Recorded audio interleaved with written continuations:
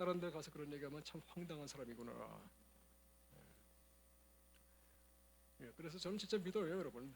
지금까지 하나님이 300개 해오셨으니까 뭐 중국 플러스 해가지고 아시아 지역에서도 한 몇천 개는 개척되지 않겠는가. 뭐 교회 개척된다고 저한테 이득되는 건 하나도 없어요, 여러분. 머리만 아플 뿐입니다, 솔직히. 그러나 하나님이 기뻐하시기 때문에 하는 겁니다. 그리고 다음 한국에서도 계속해서 선교를 위해서 기도회가 매월 이루어지고 있는데, 여러분 우리 전상록 간사님이 저기 있는데 물어보면은 언제 기도하는지 다 알려줄 거예요. 한 달에 한 번씩 나와서 같이 좀 기도 좀 해주세요. 기도 때문에 우리가 선교제 힘을 얻고 지금도 주의 일이 이루어지고 있습니다. 다음 요번 졸업생들 중에 두 가정의 베트남 학생들이 이제 저희 선교와 같이 통역을 하고 또 이제 교회를 개척하기로 훈련을 받고 멘토를 받고 지난주에 돌아갔습니다. 그래서 저는 베트남에도 이번에 기대가 커요. 여러분, 베트남은 우리 한국의 참 좋은 발판으로 섬길 수 있는 선교지라고 생각을 합니다. 이번에 축구에서도 우리 한국 사람들이 아주 좋은 이미지가 있어가지고 베트남은 한국 거라고 하면 또 한류의 이 이미지가 참 대단합니다. 그래서 또 우리 베트남에도 한국의 이 신앙을 잘 전수할 수 있는 그런 기회가 될 수 있도록 여러분들이 기도해 주시길 바랍니다. 여러분, 이게 어딘지 아십니까?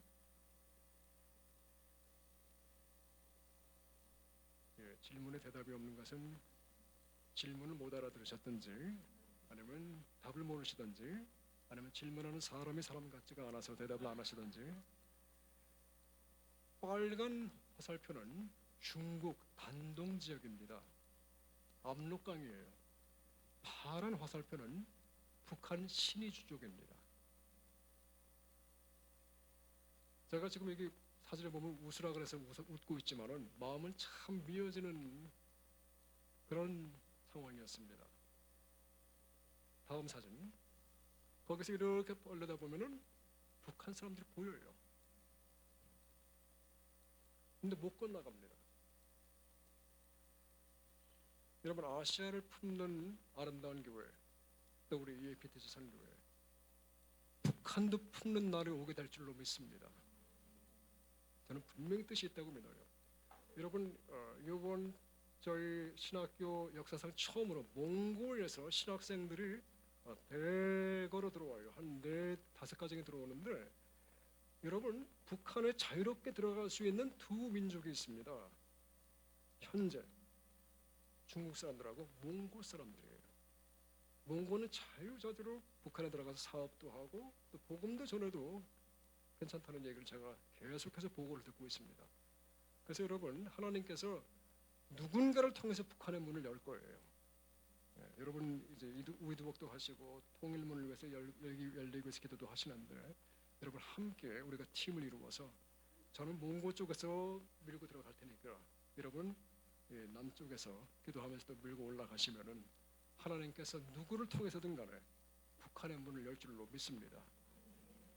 다음 기도 제목이 있어요. 여러분 나중에 기도해 주시기 바랍니다. 저희들이 IGSL에 있으면서 이 졸업생들을 훈련시켜서 그분들이 계속해서 아시아제 어디를 가든 간에 제자 훈련과 또한 교회 개척으로 증진시켜 나가고 하나님의 나라가 지어질 수 있도록 아프리카에서 일하신 주님, 아시아 지역에서 일하시기를, 그래서 여러분과 제가 함께 꿈꾸고 기도하는 3,300개 우리 아름다운 교회의 지경이 넓혀지고 또 저희 선교회가 기도하는 10,000개 교회 하나님께서 꼭 이루어질 줄로 믿습니다. 여러분 함께 기도해 주셔서 감사하고요. 여러분과 제가 함께하는 이 선교가 지금도 미흡하나마 단계로 열매를 맺어가고 있다는 것을 기억하시고 여러분의 삶 속에서 감사와 보람이 있기를 축복합니다. 다음. 그래서 여러분 모든 그리스도인들은 선교적인 삶을 살아가야 돼요. 선교는 여러분 특별한 사람만이 하는 것이 아닙니다. 제가 선교 훈련을 나눌 때 어디를 가든지 한국에서도 마찬가지고 이 말씀을 나눴습니다.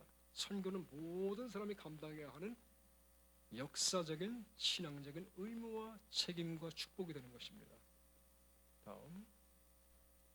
여러분 여기가 또 어딘지 아시겠습니까?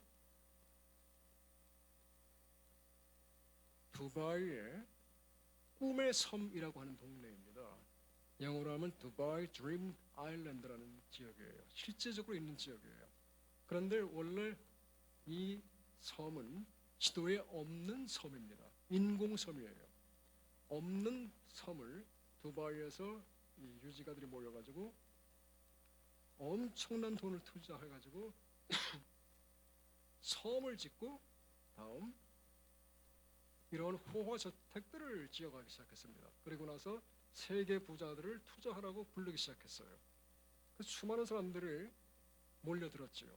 여러분, 이 동네는 특징이 있습니다. 24시간 일주일 24/7 항상 파티가 있는 지역이에요. 꿈의 섬이라는 거죠. 그런데 문제가 생겼습니다. 다음 공사 부실로 인해 가지고 섬들이 가라앉기 시작을 했어요.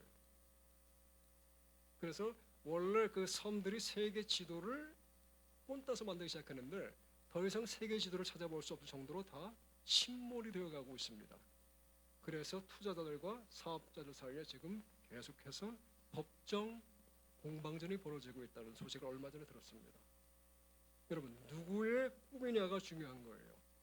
드림 아일랜드, 나의 꿈이냐, 하나님의 꿈이냐, 영원한 꿈이냐, 나 혼자 그냥 즐기고 마는 사라지는 헛된 꿈이냐. 여기서 우리가 충분히 볼 수 있게 되는 것입니다. 사무엘상 16장부터 사무엘하 24장까지 보시면 여러분 다윗의 삶에 대해서 성경은 기록을 하고 있습니다. 여러분, 선교에 대해서 제가 말씀을 드릴 때에 많은 경우에 사람들이 선교는 외국에 가가지고 시작을 한다고 생각을 합니다. 그렇지 않습니다. 여러분과 저의 주어진 이 장소에부터 선교는 시작을 하게 되는 것입니다.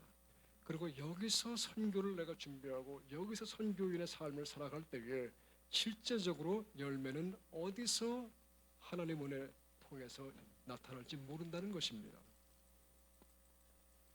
선교를 사람들이 자꾸 추상적으로 생각을 합니다. 그러나 여러분, 우리의 삶 속에서 하나님이 나를 불러주셨다는 그 순간부터 우리 모든 그리스도인들은 내가 싫건 좋든 간에 선교의 삶을 살아가게 되어 있다는 것을 기억할 수 있어야만 합니다.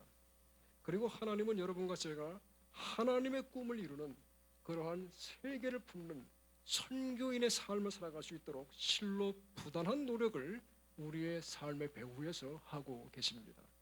다윗은 그가 청년의 나이에 이스라엘 지도자로 소명을 받았지만은 실질적으로 그가 그의 왕으로 지게 되는 시온산에 이르기까지는 참 멀고 험난한 길이었던 것을 성경이 증거합니다.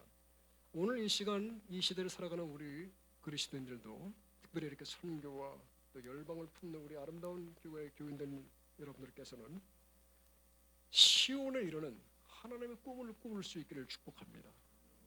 근데 시온이라 그래가지고 이스라엘에는 어떤 야선을 의미한다기보다는 우리가 영적으로 성장하고 성숙해서 주님의 뜻이 우리의 삶 속에서 이루어지는 인생의 어느 시점을 바로 시온이라고 할 수가 있을 것입니다.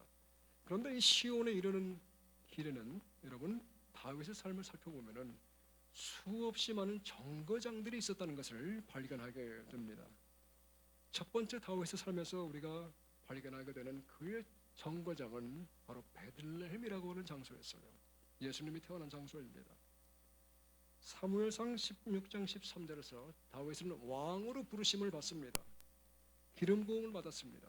그런데 왕의 소명을 받은 이후에 그는 정치학이나 무술을 배우러 가는 것이 아니라 원래 자기가 하던 일을 계속해서 이어가며 왕이 되는 훈련을 하게 됩니다. 많은 사람들이 내가 하나님께 부름을 받았다 그러면은 곧바로 신학교에 들어간다고 생각을 하든지 아니면 내가 하는 일 지금 정리하고 무언가 새로운 것을 시작하려고 할 때가 있습니다.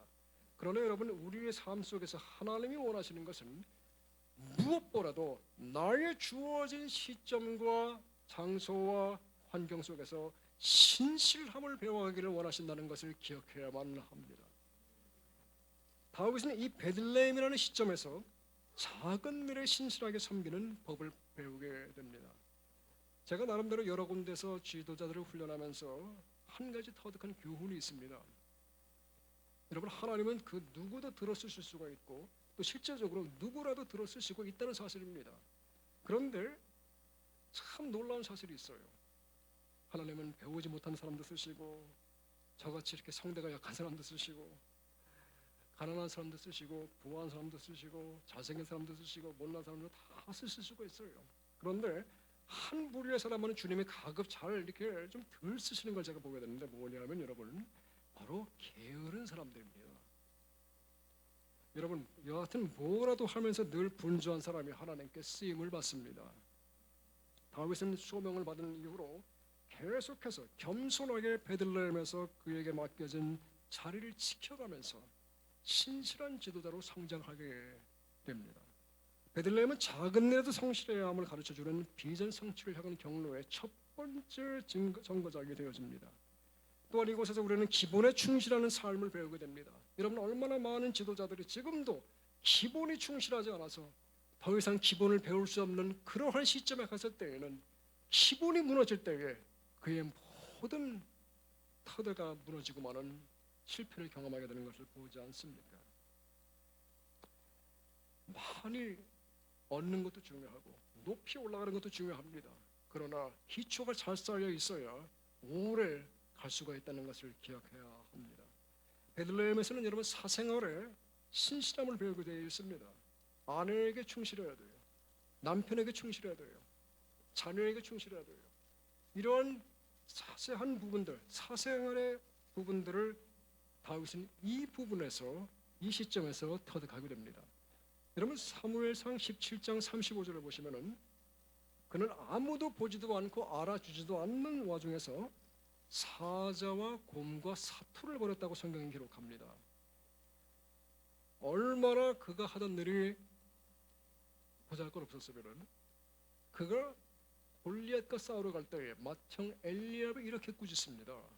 네가 몇 마리 되지도 않는 양들을 어디다가 놓고 여기 와서 이러고 있느냐. 그런데 여러분, 몇 마리 되지도 않는 양들을 위해서 다윗은 나중에 보니까 사투를 벌여서 곰과 사자로부터 그들을 구원했다는 거예요. 여러분, 정말 실력은 남들이 보지 않는 이러한 사생활에서 터득하게 되는 것입니다. 이미 그는 골리앗을 맞서기 전부터 곰과 사자와 대면하면서 악한 원수를 이기는 삶의 연습을 터득하고 있었다는 것입니다. 골리앗을 만나면서 그가 갑자기 승진한 게 아니라는 사실이에요. 그는 사생활에서 이미 준비되어진 그릇으로 하나님께 훈련받고 있었다는 것입니다. 여러분, 베들레헴은 작은 일에도 신실함을 배우는 삶의 태도를 연습해야만 합니다. 특별히 우리 청년들은 그것을 꼭 기억해야만 합니다. 하나님은 여러분들을 높이 들어 쓰시길 원하십니다. 지도자로 만들시길 원하십니다. 그러나 우리가 기본이 안 되어 있으면 반드시 어떤 시점에 가서는 우리는 후회할 수 있다는 것을 기억해야만 합니다. 그리고 하나님은 이 베들레헴의 과정을 통해서 여러분과 저를 언제나 충실된 당신의 일꾼들로 만들어가고 있다는 것입니다. 두 번째, 우리의 비전 성취를 향한 정거장은 아둘람이라고 하는 장소예요. 뭐 이름들이 다 좀 거시기를 하지요. 성경에 뭐 우리나라 말이 아니니까. 아둘람이라는 곳에는 사무엘상 11장 1절부터 3절의 말씀이 잘 표현하고 있는데요. 이제 다윗은 사울의 칼을 피해서 이곳저곳 도망다니는 은둔자의 신세가 되어버렸습니다. 사무엘상 11장 2절의 말씀을 보니까 거기서 그는 환난당한 모든 자들과 빚진 자들과 마음이 원통한 자들 거의 한 400명이 모이는 그룹의 지도자로 인정을 받게 됩니다. 그야말로 오합지졸 군대죠. 문제 충만한 사람들을 리더가 된 셈입니다. 환난당한 모든 자들이 모였으니 거의 매일마다 자기에게만 관심을 표현해 주기를 원하는 소위 자신감 결핍증 환자들이 모였을 거예요. 빚진 자들이 모였으니 거의 매일마다 채무자들의 호소에 시달려야만 했을 것입니다. 나아가 마음이 원통한 자들이 모였으니까 불평불만이 그치지 않는 그야말로 쉴 틈이 없는 다윗의 숨통을 조여가는 그러한 장소였을 것입니다. 그리고 더군다나 여러분, 다윗은 그 자신이 도망자의 신세였다는 사실입니다. 당장 내 코가 석자라고 할지라도 다른 사람들을 돌볼 줄 아는 주님의 심령을 배우는 것이 바로 이 아둘람이라고 하는 장소입니다. 사무엘상 23장 5절과 사무엘상 24장 3절부터 7절을 보시면은, 그런데 여러분, 이러한 오합지졸 군대를 다윗은 날렵한 군사들로 훈련시켜서 사울의 옷자락까지 배워올 정도로 훈련을 한 것을 볼 수가 있습니다. 여러분, 이 아둘람에서 우리는 다른 사람들을 포용하는, 나와 특별히 다른 사람들을 포용하는 법을 배우게 되어 있습니다. 여러분, 제가 여러 나라에서 주회를 하면서 감당하는 건 느끼는 것이 뭐냐, 우리 한국 사람이 참 죄송하지만 너무 편협한 분들이 많아요. 여러분, 이 세계관을 넓힐 수 있어야만 합니다. 다른 사람들, 나와 다른 사람들 포용할 수 있어야 돼요. 우리 특별히 청년들 세계관을 넓힐 수 있기를 주의 이름으로 저는 간절히 축복합니다. 넓혀야 돼요.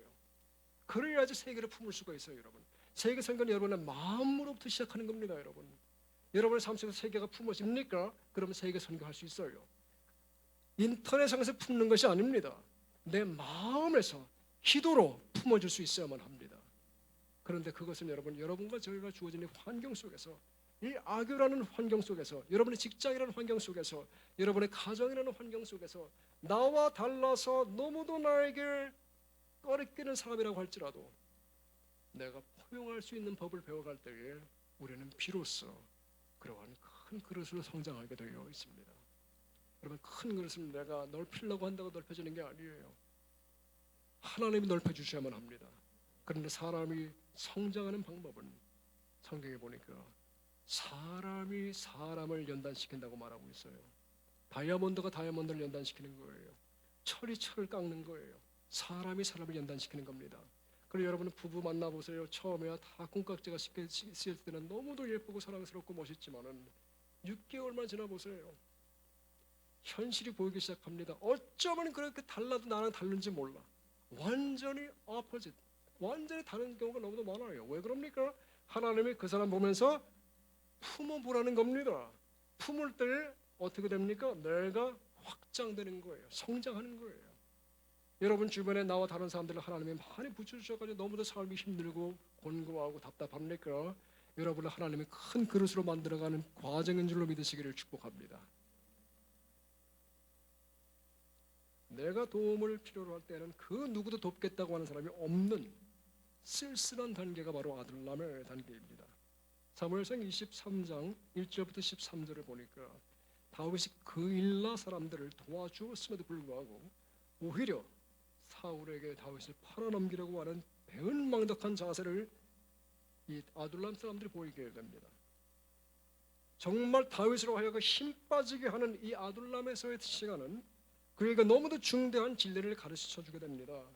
바로 연약한 이들을 돕는 것은 내가 잘나서 돕는 것이 아니라 내가 조금 더 그들보다 나아서 돕는 것보다는 그들로 하여금 주님을 바라보고 신뢰하게 함으로써 주님께로 그들의 초점을 인도하는 거라는 성경적 지도자상을 깨닫게 해주는 장소가 되는 거예요. 여러분 정말 남들을 돕기 원하십니까? 그러면 주님이 그들을 돕기 인도하는 겁니다. 내가 문제를 해결하라 그러지 마십시오. 그것이 참된 성경적 지도자의 모습입니다. 세 번째, 시글락이라고 하는 정거장을 다윗은 거쳐갑니다. 사무엘상 30장 1절부터 6절을 보시면은 이 시글락에서 여지껏 하나님의 약속을 굳건히 붙잡았던 다윗의 믿음이 드디어 흔들려지고 점검되어지는 것을 볼 수가 있어요. 하루는 그가 그의 군대와 함께 돌아와 보니까 시글락 마을이 다 불타버리고 여인들과 자녀들은 볼모로 잡혀간 것을 발견하게 됩니다. 여러분 그러면은 정상적인 상식적인 사람들이라면은 함께 다윗 장관이요, 우리가 같이 가서 우리 식구를 구해옵시다 이렇게 돼야 되는 거 아닙니까? 그런데 성경에 보니까 몹시도 흥분한 다윗의 군사들이 다윗을 돌로 쳐 죽이려고 하는 장면이 나와요. 너 때문에 여기까지 우리가 와서 고생을 한다는 거죠. 사무엘상 30장 6절을 보니까 다윗의 마음이 정확하게 묘사가 됩니다. 다윗이 크게 다급하였으나 크게 다급하였다는 거예요. 여러분과 제가 인생을 살아가면서 크게 다급할 때가 있지 않습니까? 그런데 그 다음 구절이 참 능력 있는 구절이에요. 그러나 다윗은 여호와를 힘입고 용기를 얻었더라. 따라합시다. 여호와를 힘입고 용기를 얻었더라. 이것이 여러분과 제가 터득해야 하는 성장의 과정입니다.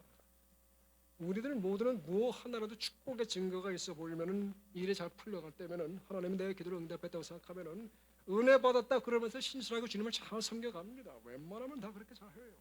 그런데 주님은 우리가 눈에는 아무 증거 보이지 않는다고 할지라도 때로는 믿음의 곤고한 상태에 이를지라도 그러한 상태일지라도 정말 얘가 여호와 하나님 한 분만을 믿고 의지하는 신뢰하는 신실함의 소유자가 되어 보겠느냐는 질문을 던진다는 거예요. 왜냐하면 이 시글락 정거장을 지나지 않고 그냥 스킵하는 성도는 이후에 축복을 받으면은 주님보다도 그 주님의 주신 축복 자체에 흥이 거여워서 결국은 정결한 믿음과 처음 사랑을 반드시 저버리고 말기 때문입니다. 그리고 시글락에서 여러분과 저는 가장 주님과 깊은 사랑에 빠지게 되어 있어요. 여러분 인생에서 가장 힘들 때, 가장 어려울 때를 생각해 보세요. 그때 어찌 보면 주님과 가장 깊은 사랑에 빠졌었을 경우가 많습니다. 이것이 바로 시글락에서의 교훈입니다. 여러분 주님의 일은 소위 그래서 뜨기 위해서 하면 안 된다는 것입니다. 신실하게 해야만 해요. 마태복음 25장 23절과 21절과 23절을 보시면은 여러분과 저의 인생을 주님이 나중에 계수해 주실 때에 그 기준은 아무것도 아니에요. 뭐라고 썼느냐? 오직 착함과 충성됨이라는 거예요. 충성됨이라는 단어가 영어로 보시면은 faithful, 신실하다는 말이에요. 정확하게 말하면 얼마나 신실하느냐. 여러분 그래서 교회와 사역과 가정과 섬기는 여러분 직장 속에서 선교인들은, 성도들은 다른 데 신경 쓰지 마십시오. 내게 맡겨진 일을 신실하게 감당하는 데에 우리의 전심전력을 쏟을 수 있기를 주의 이름으로 축복합니다. 네 번째 정거장은 거의 다 왔습니다. 헤브론이라는 장소예요. 헤브론. 역대상 11장과 12장을 보시면은 헤브론에서 다윗은 동력자들과 함께 동일한 비전을 바라보고 함께 일하는 법을 터득하게 돼요. 팀 리더십. 여러분 한국 사람들이 참 같이 일을 못하는 걸 많이 봅니다. 참 아파요. 특별히 선교지에서. 역대상 12장 17절과 18절을 보시면 다윗이 그와 동역하려고 오는 사람들에게 이전에 아둘람에서 받은 경험이 있고 상처가 있기 때문에 참 지혜로운 세 가지 질문을 하는 것을 볼 수가 있습니다. 여러분 다른 사람과 같이 일할 때에 지도자는 세 가지를 볼 수 있어야만 해요. 첫 번째는 다윗의 질문이 뭐냐? 너희가 평화롭게 오느냐 하는 거예요. 두 번째는 너희가 나를 돕고자 하느냐. 세 번째는 너희가 나와 연합하겠느냐 하는 거예요. 평화와 협력과 연합 세 가지가 없으면은 주님의 일은 함께 하기가 힘들다는 것을 다윗이 깨달은 거예요. 정말 지혜로운 처세에서 깨달은 거죠. 여러분과 저희 인생 경로에 허락하신 하나님이 많은 그 인간 관계를 갖고 가려면은 반드시 여러분 우리는 지혜가 필요합니다. 제가 주님의 일을 하면서 느끼는 것이 뭐냐? 이전보다 더 큰 지혜가 필요해요. 이제는 14개국으로 선교지가 확장이 됐어요. 제 핸드폰은 언제 어디서 누가 연락이 올지 몰라요. 특별히 국가 지도자들과 항상 긴밀한 접촉을 하고 있습니다. 아침에 신문을 5개를 봅니다. 중국, 한국, 아프리카, 미국, 그리고 이제 베트남까지도 봐야 돼요. 매일 보는 거예요. 헤드라인만 봐요. 딴 거 나 시간이 없어서 못 보고. 보면서 계속해서 이 사람들과의 그 교제와 또 섬김의 모습을 연습해가는 겁니다. 여러분 지혜가 필요해요. 교회 사회에서 특별히 여러분 부정적인 남 얘기를 많이 하는 사람들을 조심해야만 합니다. 그리고 내가 어떤 사람에 대해서 아무리 부정적인 소식을 들었다고 할지라도 내가 그분을 직접적으로 만나서 경험해 보기까지는 어디까지나 이것은 참고자료에 불과하다고 생각을 하셔야 돼요. 참 지혜가 필요해요. 그것을 여러분 헤브론에서 경험하게 되는 것입니다. 여러분들은 어떤 분들 아마 지금 헤브론에 와 계신 분들이 계실 수도 있어요. 아니면은 시글락에 계시는 분들도 있을 수 있어요. 그런데 이제 마지막 정찰력이 나옵니다. 시온이라는 장소예요. 주장이나 권모 술수가 아니라 그리스도의 신령을 가지고 나에게 맡겨주신 사람들을 사랑으로 관리하고 이끌어가는 단계를 의미합니다. 다윗은 이전에 4단계의 시험들을 모두 신실함으로 잘 치러냈지만은 이 마지막 단계에 와서는 참으로 어이없게도 이 하나님의 사람 다윗이 무너지고 마는 오류를 우리에게 보여주고 있습니다. 잘못된 방법으로 법궤를 가져오다가 그의 신하가 죽게 되는 것을 봅니다. 밧세바와의 죄악은 충신 우리아를 죽이고 자신의 아기까지도 죽는 끔찍한 결과를 자아내게 됩니다. 아들인 압살롬이 반역을 합니다. 수많은 자기의 추종자들이 도륙을 당하게 됩니다. 그토록 신실했던 다윗이 여러분 왜 그의 인생 비전의 성취를 맛보는 이 시온에 이르러서는 이토록 수많은 실패와 좌절을 경험하는지를 여러분과 저는 밝히 깨달아 알아야만 합니다. 시온에 이르는 길에서 대부분의 사람들은 가난할 때 더 하나님을 의지하고 기도합니다. 무명 시절의 곤고함 속에서 사람들은 더욱 겸손하게 노력하며 섬기는 자세로 나아갑니다. 그러나 여러분과 저의 인생에서 가장 어려운 시험이 어찌 보면은 시온에서 기다리고 있다는 것을 기억해야만 합니다.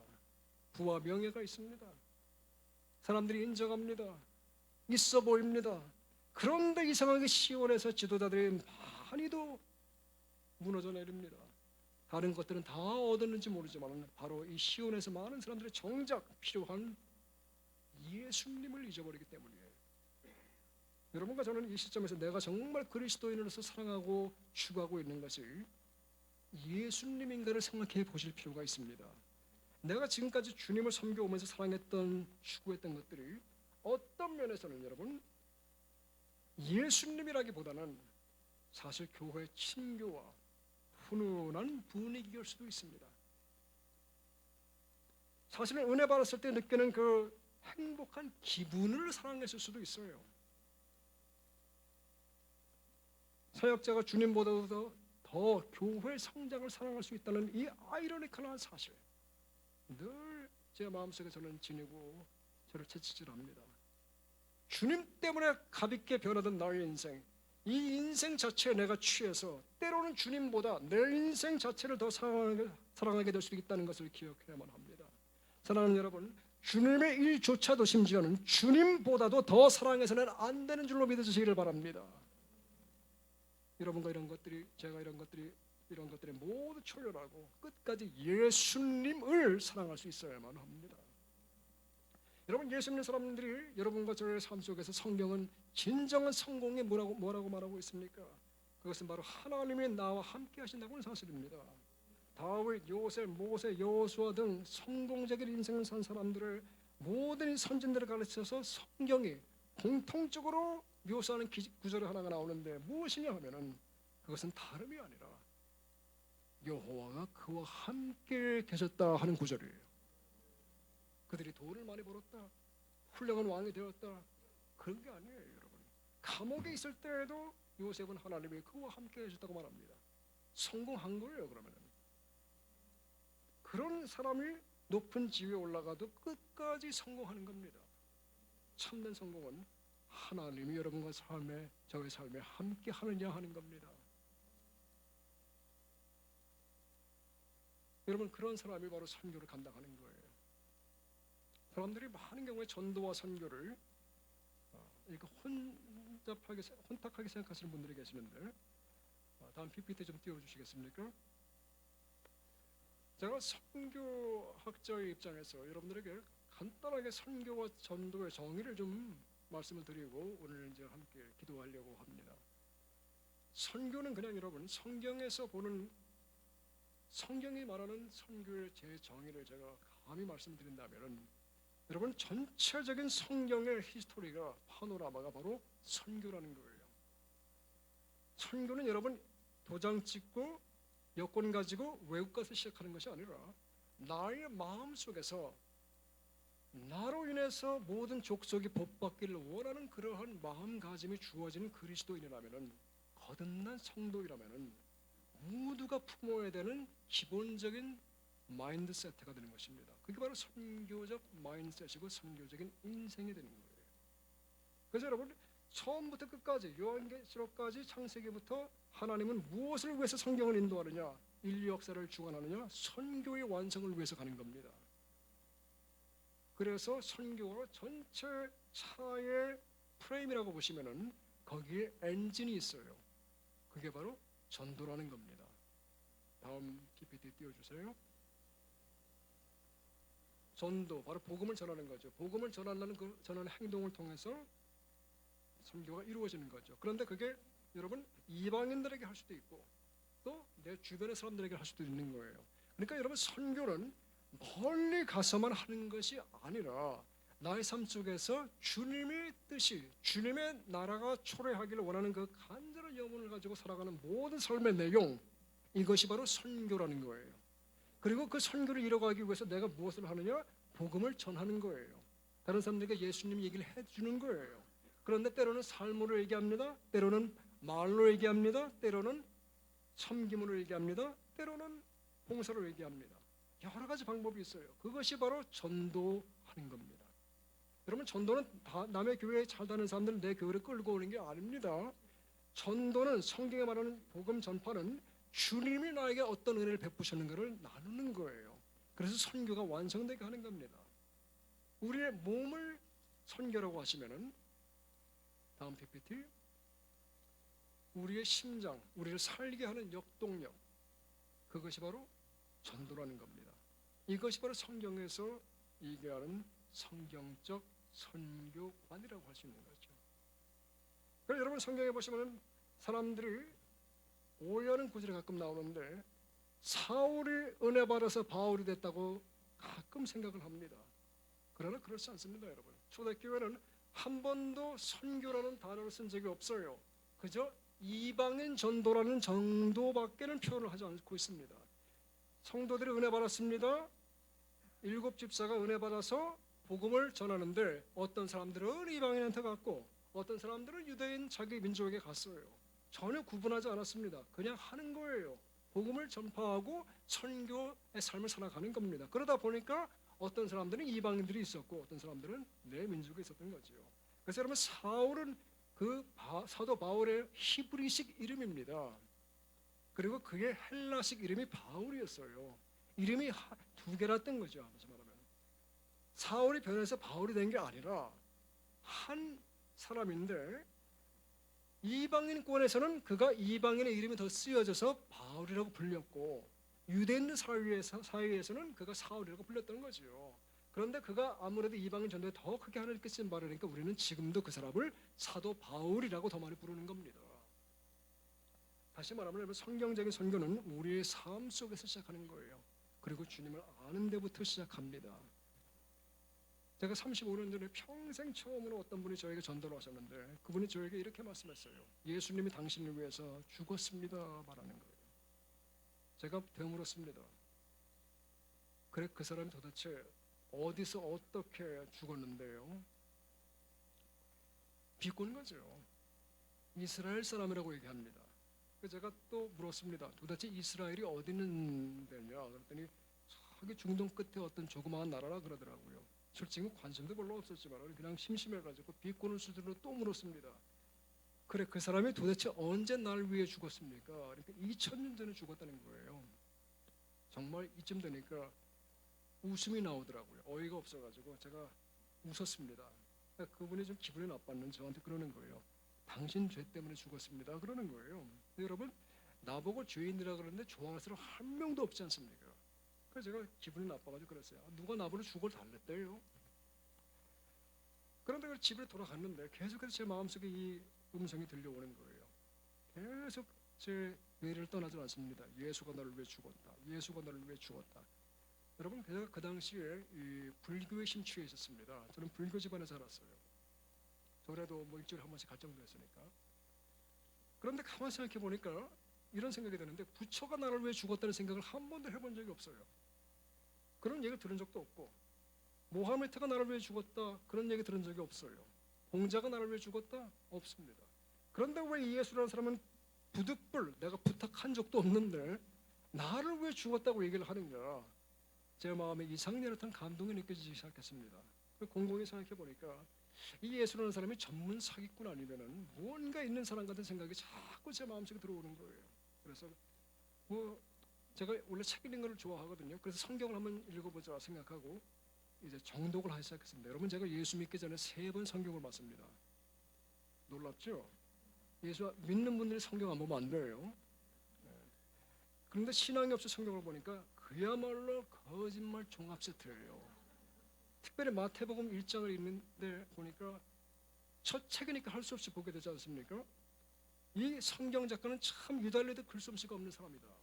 아니 어떻게 책의 첫 부분을 누가 누굴 낳고 누가 누굴 낳고 누가 누굴 낳고 한 10대쯤 내려가다 보면 이거 산부인과 기록도 아니고 뭐 그냥 자동 수면제가 되는 거예요.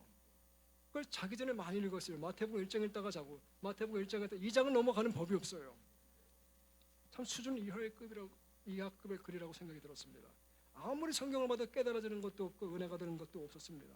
그래서 한 번은 한 성경 3번 읽고 나니까 좀 오기가 생기는 거예요. 그래서 기도했습니다. 하나님, 당신이 부처인지 알라인지 예수인지 난 도저히 모르겠는데 정말 계신다면은 내 힘으로는 내가 당신을 만날 길이 없어 보입니다.